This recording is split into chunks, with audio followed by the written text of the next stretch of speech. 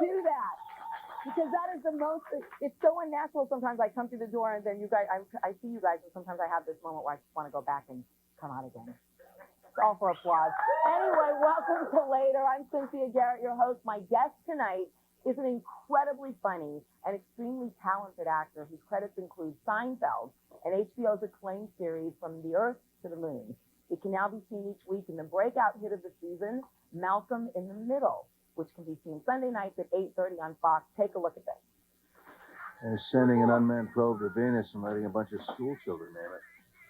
Well, that's going to end badly. You do this every month. He has sensitive skin. The hair gets itchy under his clothes. Yeah, I feel like it's a shame to just dump this in the trash. Maybe birds would like to make nests with it, or I don't know, maybe you boys could use it for school projects. Arms up. Dude. Malcolm, you come right home from school today. I made a play date for you with Stevie Knarbin, and you have to take a bath. What? Mom, no. Malcolm has a play date? Shut up, Reese. Was Stevie the Willie Knarbin? Oh, man. Why is playing a problem? Oh, my God. I hope he's not that hairy in person. Please welcome Bryan Cranston.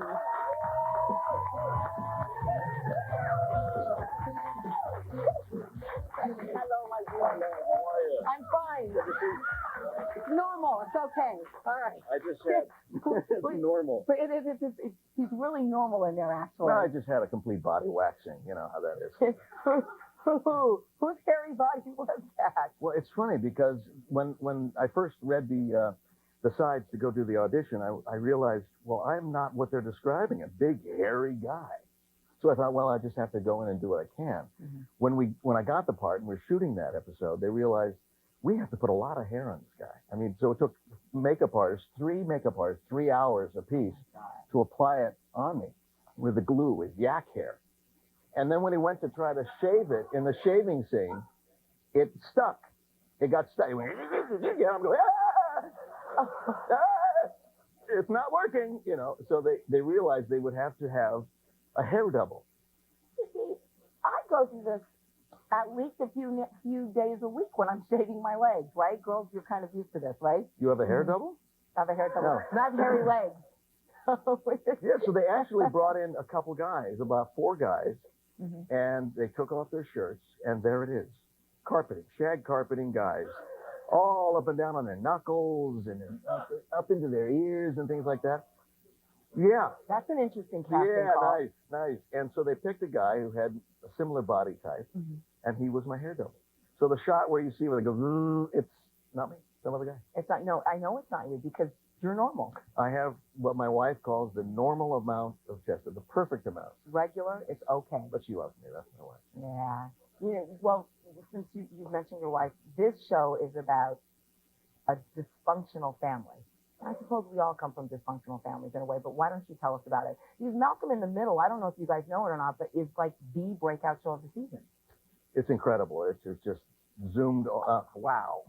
you know, when you're doing a show, you can relish in the fact that you're doing what you think is a funny show, a quality show, but you have no idea if it's going to hit where Malcolm in the Middle is hit, and it's just a blessing. You know? But I mean, what you mentioned dysfunctional, and I don't know. I dispute that in a way because it sort of implies that this family does not work. And I think we do. We may be a little different. We may handle situations differently than most people. But in the end, we're sitting down at that dinner table together. We're talking things out. We're saying we love each other. We're going to bed, my wife and I, a middle-aged couple, you know, to have the hots for each other. I think that's great. Yeah, it is great. Yeah, it is great. It is great. But you know, what do you think it is? Because there are shows on television about families, and then there's that, I don't know, there are just those special shows that we all connect with. What is it about this show that's making us all go, yeah, watch that one? I think upon first inspection of the show, when you first take a look at it, you go, wow, this is nuts. They're crazy. They're doing all these weird, funny stuff. But if you peel off that veneer, I think what you'll find at the core of the show is heart. You'll find, as a through line through all the episodes, that there is love and togetherness and a family, a real family there. And I think that's the subliminal message that is placed. And, you know, we disguise it a lot with a lot of comedy on top, but I think that's why it's successful. I really do. Did you see little Frankie on the Tonight Show? He's a pistol. That Yeah. kid. I love that kid. Yeah. He's such a kid. Ah. This is nice. He's 14 years old, Yeah. but he's a warm, genuine kid. Every time I see him, he reaches out, we hug, we embrace like a father and son would, you know. And we've developed that kind of relationship. He's a wonderful kid. All the kids are great.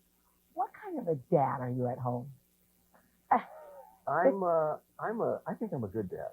Yeah. I have a 7-year-old daughter, which is, you know, a beautiful thing. I have a 7-year-old son, so I asked. Yeah, so we're at the same level here. They're doing the same thing. Oh, It's a good age, isn't it? yes, it is. I love it. Yeah, it is very, very much who he's going to be. I think they always are, but he's really expressive and opinionated now. Which is Yeah. interesting. And sometimes disturbing. Yeah, disturbing. Yeah. Watch you're it, right. mister. Yeah, Yeah. you're right. But yeah, my daughter's the same way. She really knows everything, and you can see the woman she's going to be, you know, which is terrific. But I have a great time with her. We do. I wanted, you know, a couple kids. We decided only to have one, but I got a girl who's a tomboy, and she says, "Dad, a tomboy's a cool thing because I'm a girl, but I get to do cool boy stuff." Oh. And I said, "All right." Yeah, that is cool. Yeah. I know, it's a really good time. Now, Bryan's going to stay with us. We're going to take a commercial break, and we're going to have a lot more with Bryan Cranston when later returns.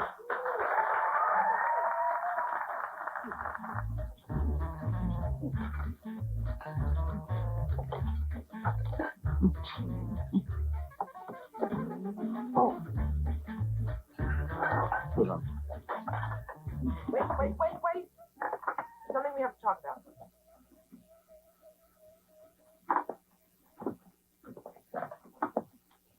I thought we weren't going to mention Aunt Helen until after the biopsy. Not that. It's about Malcolm. I didn't do it. Yes, it is. I saw him. A teacher from school came by, and she ran some tests with Malcolm. He has an IQ of 165. Who? Malcolm. He's a genius. He's going to special class. What? Malcolm special? Where do you think that came from?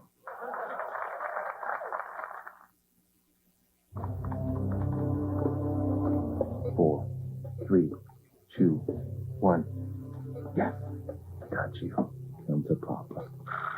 A 1976 Yum Yum bicentennial commemorative with red, white, and blue sprinkles. You know how rare this thing is?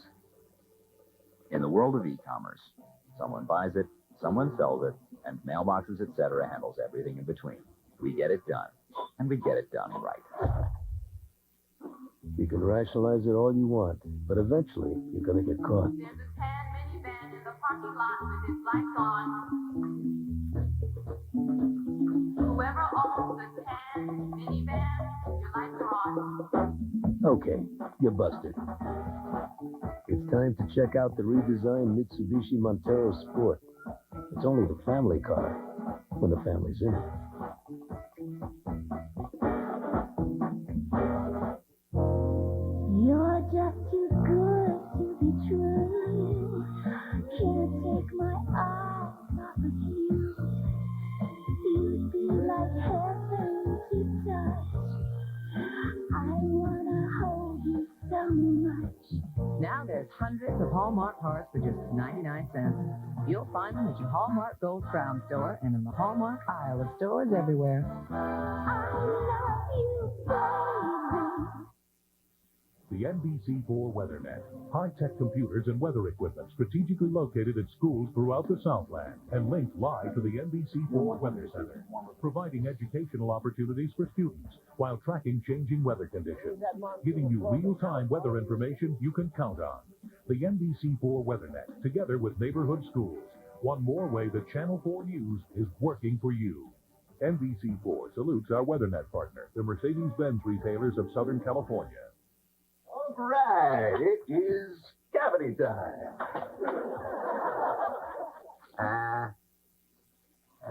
Here we go.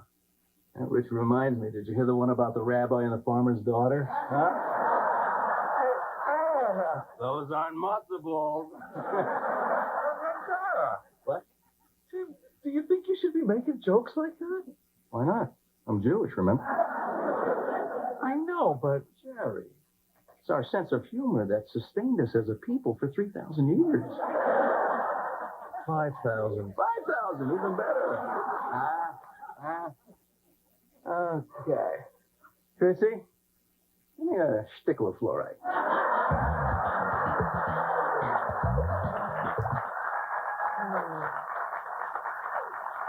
Welcome back to Later. We're here with Bryan Cranston, who many of you remember from Seinfeld, the dentist. Yes, Dr. Tim Watley. Dr. Tim Watley, completely different character. I was actually saying at the commercial break that he's an incredibly good actor because you're so different from one character to the next. And we'll see more clips throughout the show this evening, but that dentist is not like the dad on Malcolm in the Middle. And for you, what attracts you? Like, why did you want to be a dentist on Seinfeld, apart from the fact that it was Seinfeld?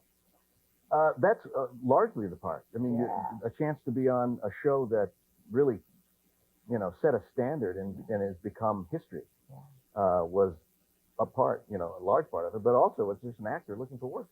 Yeah. We're constantly looking for a job here and there and anywhere. And this came up, and it was one show. I went into the audition and I did a couple things that Jerry was there, and I made him laugh. And so he hired me, and we started doing the show, and then it led to another episode and another one. And I dated Elaine for a couple times and became the regifter. I don't know if you guys remember that. Yeah. And it's just been a gas. It was in a very lucky break, really. What did you do during your audition that made Jerry laugh? It's something that we also did a lot on the show. The hardest problem about shooting the Seinfeld show was keeping Jerry from laughing. We always would try to do things, and he would crack up. If you look at the show, you see him like this. He's right on the verge of laughing all the time, and quite often he would just break. For instance, there was in a dentist scene at a different time. There was some where I was apparently molesting him at one time, and there was some weird stuff going on. Yeah. And I asked the dental assistant to give me some nitrous oxide. Well, it just so happens that when the technician was showing me how to handle the mask with the nitrous oxide, he said, "Wouldn't it be funny if you had some of that too?" And I said, "Yeah. Hey, that's a good idea. Let me steal it. Go away." Okay. And so when it came time to shoot in front of the audience, we had never done this before, and I asked the hygienist for the nitrous oxide, and she gave it to me, and Jerry's anticipating it. And I put it to me. That's good. Look at. And I put it on him, and he fell off the chair. He was just totally unexpected. He just cracked up. So we did it again. Let's do it again. Larry David, the creator, said, "I love it. Let's do it again." Okay. May I have the nitrous oxide? And then I just grab it, and he starts to laugh. Okay, cut. Nurse, cut. He's laughing. Cut. As soon as I cut, he couldn't keep a straight face. Tell me what it was like. You worked with Steven Spielberg, who I think is just, I'm not the only one who thinks. He's just, he's the master. He's the greatest living human being on the entire planet. Human being? Wow. Barely a human being. Wow. Barely a human being. What was your experience like with Saving Private Ryan? It was another. I played a one-armed colonel in Saving Private Ryan. At the part after the D-Day invasion, everything settles down. They come back to the stateside, where the clerk finds what happened, that the Ryan boys were killed. Brings it to a captain. The captain brings it to me, one-armed colonel. I'm literally tied up behind the back. When the camera's in front, my hand is on my rear end, deep down on my rear end. I kid you not. I'm tucked down there, and they folded up the uniform to look natural. Then when they came around and it's shooting from behind me, I had to, I'm down there going, and they're saying, we're done with this. I said, you know what, we can take another step. No, take your time. I'm not finished yet. I did something. So we bring the information to the general, and he decides that we're going to go get the Ryan boy. And so this information was necessary, or else the audience wouldn't know what the heck Tom Hanks was supposed to do, right? So in the script, it says the one-armed colonel is pouring coffee and then goes to his desk. And I thought, that's kind of boring. What would a one-armed guy have to do? So I got the prop guy to bring me a demi-tasse saucer, cup, and spoon. And for over 2 hours, I'm in the corner by myself, stirring. The saucer's right here, and I'm stirring, and I tap, and I put the spoon on the saucer. I switch my fingers over and grab the saucer and place it down.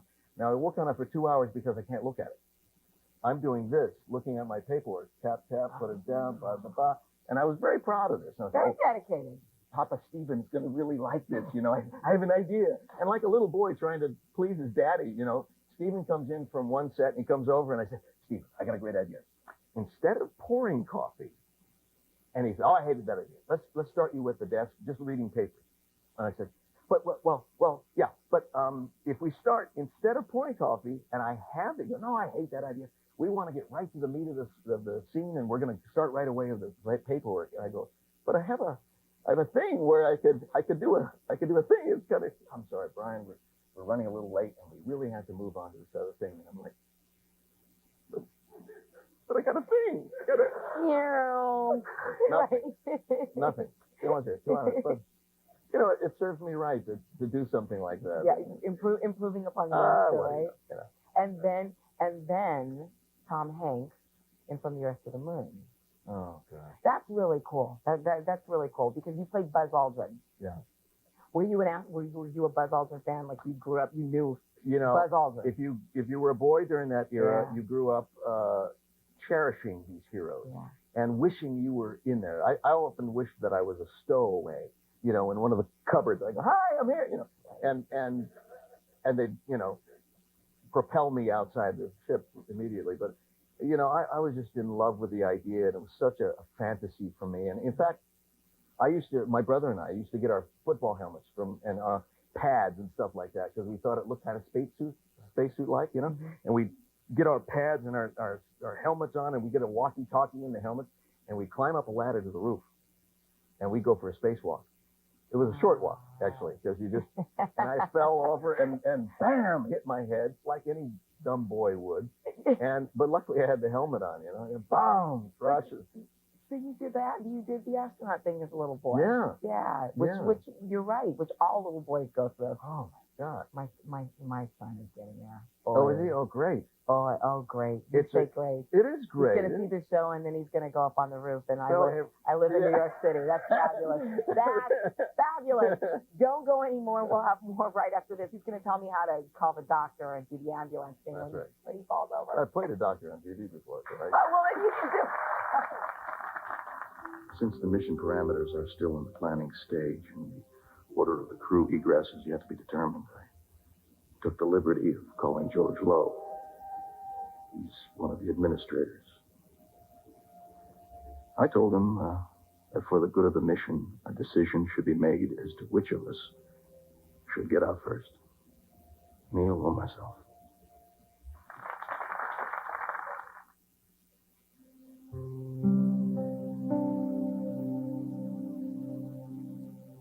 What is desire?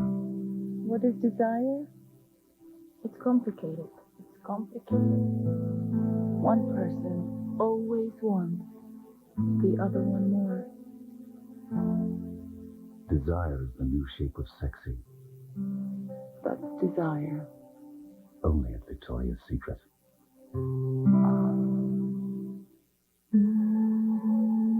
Michelin would like to remind you, there's only one safety feature on the road that actually touches the road. Michelin, because so much is riding on your tires. When you combine Reese's Peanut Butter Cups and crispy wafers, the combination is irresistible. Reese Sticks, the crisp you can't resist. For sinus sufferers, it can start with a twinge or perhaps a slight pressure. For everyone, there's a signal. Your sinuses are gonna be trouble. Don't let it happen. Take Sudafed at the first sign. Untreated sinus pressure can escalate to pain. But now, taking Sudafed at the first sign releases pressure, so symptoms don't get worse. The first sign of pressure, that's my signal. Stop sinus pain before it starts. Take non-drowsy Sudafed at the first sign. When When he's not racing cars or in business managing his network services team, DeVry graduate Rob Zerwinski has fun as an electronics lab instructor evenings at DeVry. These students are learning that a great education can be a fast track to success and a career that leaves plenty of time for other interests. Reach for the sky. Call 1-800-DeVry-11 for a higher degree of success.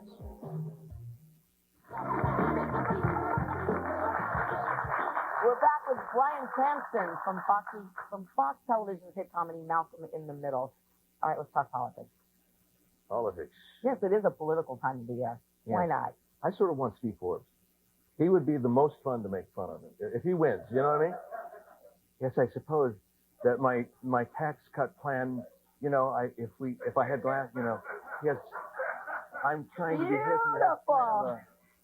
And I laugh when I look at his face. He's probably a very nice man. I'd like to say that right now. That this has no bearing on my personal feelings of Mr. Steve Forbes. What if Bugs Bunny runs for president? I can't do Bugs Bunny. Now, you know something? You did a film with your wife, who's an actress also. Yes. And that must be kind of nice, actually, working with your wife. It's fabulous. I've worked with her a couple times. In fact, we met on a TV show called Airwolf, maybe 15, 16 years. I don't remember. He's a big helicopter fan. Mm-hmm. And I was in television. When you're a guest star, you are either the bad guy of the week if you're a guy, right, and you're the victim of the week if you're a woman. So she was the victim of the week. I was the bad guy of the week. I held a gun to her head and thought, you know, I'm going to kill her if I don't get the money, or else maybe I'll date her. I swear I will. You know, and you know, we just became friends from that point on, and eventually realized that we were supposed to be together. That's a nice And we've been married now for 11 years, and we have our daughter, Sarah. And, you know, she's great. So I wrote a romantic drama called Last Chance, which is making the rounds on the festival circuit right now. And it's a sweet, old-fashioned story, simply told about a woman who at first doesn't believe that she has any hope left in life and how she needs to regain it and how she... So it's a chick flick. I know. Okay. Yeah. All right. Let's But, hear you it know, for the chick flick. I asked my guy friends, I said, yeah, you chastised me for making a chick flick, but when's the last time you got lucky after an action movie? Huh? Does that ever happen? You know something? You're right. Yeah. Now that you mention it, Yeah. I'm never in the mood after an action movie. No. Yeah. Arm wrestling something, you know, something like Something, but not that. that. No. All right, we're going to be right back. Don't go away. Lance, you gotta go. It's after 11. Lauren's gonna be pissed. I gotta get back to work.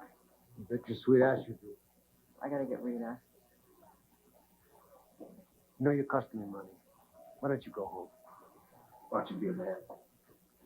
All right, Cabo, that's enough. You get out of here, all right? Lance, stop it.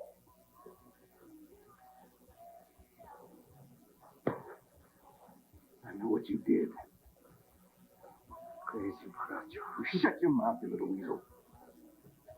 I know, and you're gonna get yours.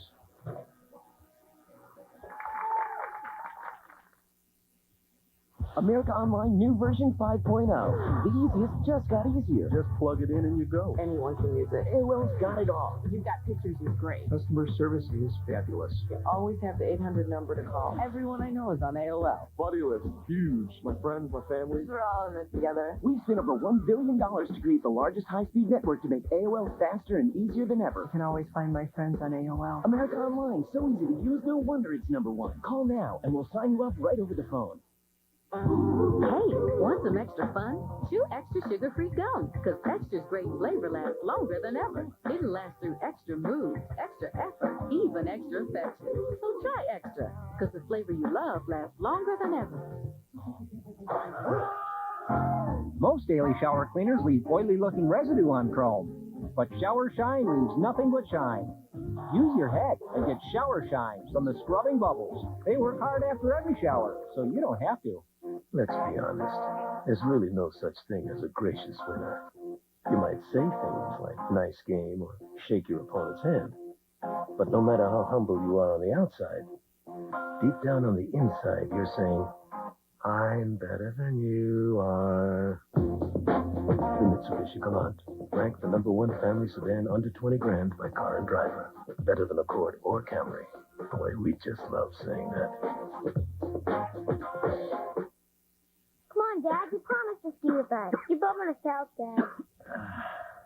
Looks like you could use Halls. Only Halls has great for action. Breathe, my friend. Breathe. Breathe, my tasty friend. Feeling better, Dad? Well, I was. Get Halls and get going.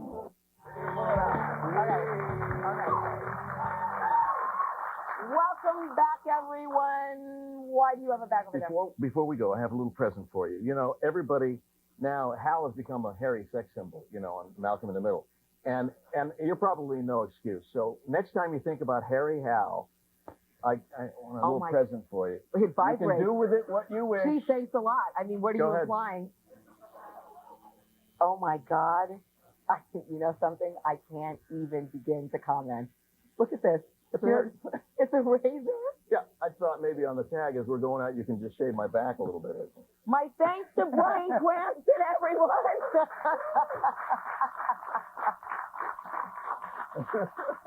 If you know, this could be a multitasker, this thing. Oh. If you haven't seen, I was talking about for my head. If you haven't seen Malcolm in the Middle yet, check it out because the show is very funny and inventive. And pick up one of these. It comes on Sunday nights at 8:30 on the Fox channel. I'm Cynthia Garrett. I'm no longer Harry, and I'll catch you later.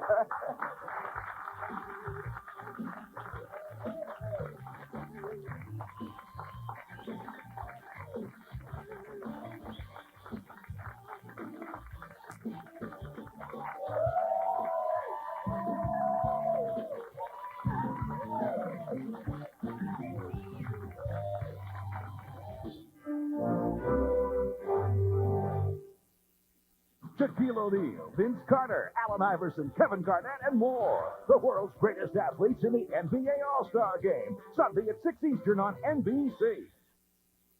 Things you love. Chocolate. Uh-huh. Dancing. Your girlfriend. Yep. And Eastwood Insurance. Oh, yeah. Eastwood Insurance. We're always coming to do. Eastwood Insurance. We're always there for you. Eastwood. Get a sweetheart deal this month only. Call Eastwood today. 1-800-468-LESS.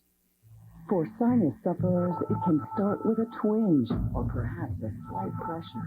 For everyone, there's a signal. Your sinuses are gonna be trouble. Don't let it happen. Take Sudafed at the first sign. Untreated sinus pressure can escalate to pain. But now, taking Sudafed at the first sign releases pressure, so symptoms don't get worse. The first sign of pressure, that's my signal. Stop sinus pain before it starts. Take non-drowsy Sudafed at the first sign. The secret to younger looking breasts. Tomorrow at 5. You're watching NBC all night. Now, The Tonight Show, followed by Conan.